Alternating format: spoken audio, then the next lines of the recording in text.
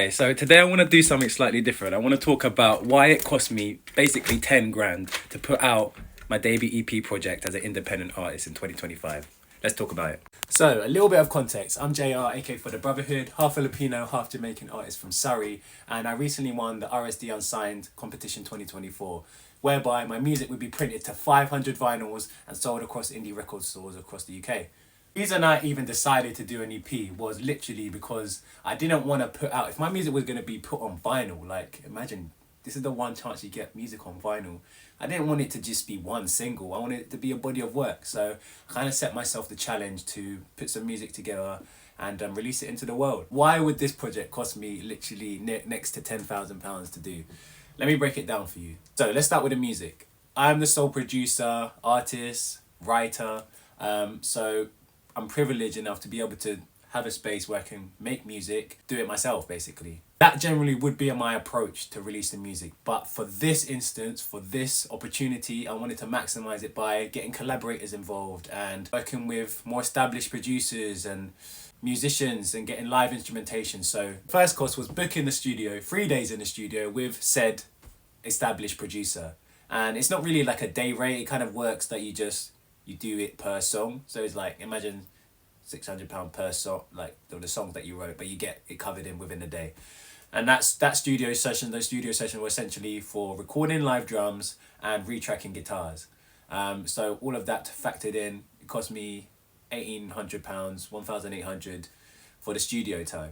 Great. And it's not a joke, like the person I was working with was like seriously senior and established within the industry. It was really like independent rate that I was given. So I'm like totally not pressed about the price. The price was the price and it should have been the price because it was quality.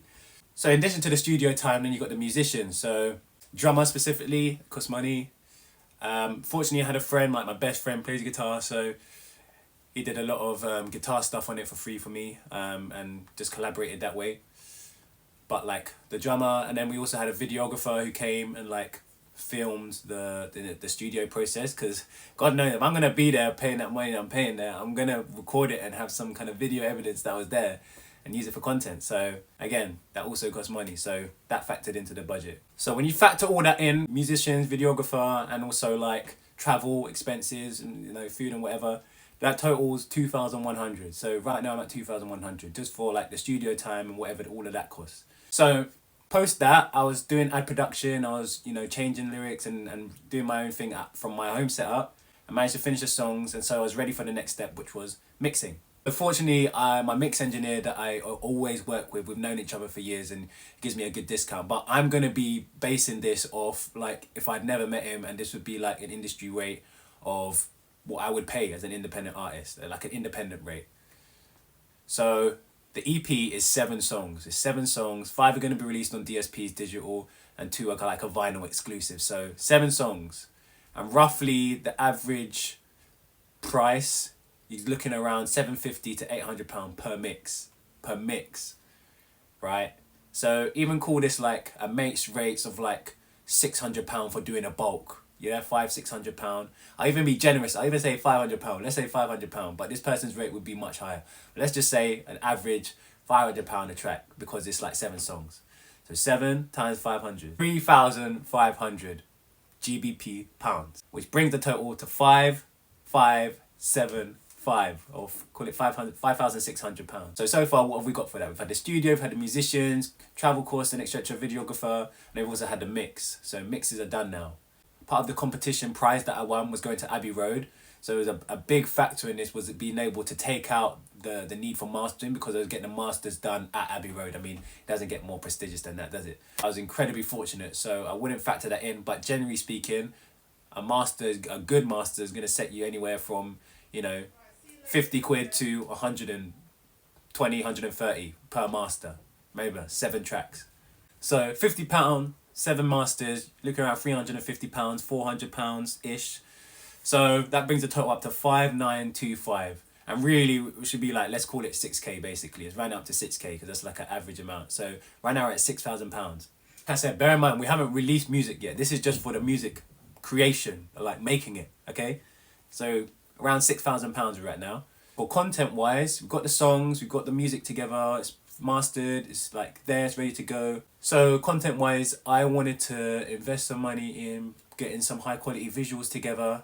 And it's funny because I joked with my DOP that we were absolutely not going to shoot music videos because every single marketing A&R on TikTok will tell you do not do a music video because it's like such a waste of money. It was like, of course it's a waste of money. But in terms of in the insight of actually attempting to just get visualizers, it pieced together like it was a music video anyway. So in the end, it really became an additional asset to just make the music video, so that to go alongside the visualizers that were part of the release campaign. So needless to say, we shot 2 music videos. So I set aside a budget of 3K. That was 1,500 really per video. And when you factor that in of like all the assets and the deliverables, really that's a very humble budget. Like £3,000, 1,500 per song. You think like a videographer for them to edit, like fortunately as like a close friend of mine, and we worked together for many years, different projects, and kind of know how each other works. So it was really like, again, a mates rates thing. But you're looking at average, you know, £200-300 a day for a videographer to edit and shoot, and you got the addition of if you're getting people in. We had a few cast members, but nothing crazy. Like everyone got paid like £100. So those simple things, like they add up. Then you think of like the grade, and you got like, yeah, the producer fee. We had a producer working for this, like scouting locations and setting up a call sheet and the rest of it, and the treatments and all that. When you really think about like breaking it down, it really like it adds up to that, and that's a very humble amount to say £1,500 per video. So add £3,000. It brings the total to £9,000 basically. Now I know there's some deliberation in that. Not everyone is gonna want to spend £3,000 on visual content, you know. But we live in a day and age where video is winning. Like video is king, and people are engaged with video. So I knew that if I was investing so heavily in the rest of the music, making sure the quality of the music was top tier, I couldn't sacrifice that. I couldn't like lower my standards just for the visual side of things. I needed to invest in that as well. But again, I say that's totally my decision. I'm not saying to anyone that they would have to make that. Other people might have not made that decision and put that money elsewhere. But I decided to do it this way. So where does that leave? That leaves me with £1,000. £1,000 remaining for marketing, for promotion, meta ads, and the rest of it. And that's how it got to 10K. And I hope it comes across like, firstly, I'm not saying you need £10,000 to release an EP project. Like, I'm not saying that. I just wanted to break down the fact of what my project, this one that I'm releasing, my debut one, costs and why it cost that. And I hope it comes across so you can see my reasonings behind the decisions that I made and why I felt it was important to invest and move due to the nature of this opportunity. Because the fact of the matter is, I have 500 vinyls printed with my music on it.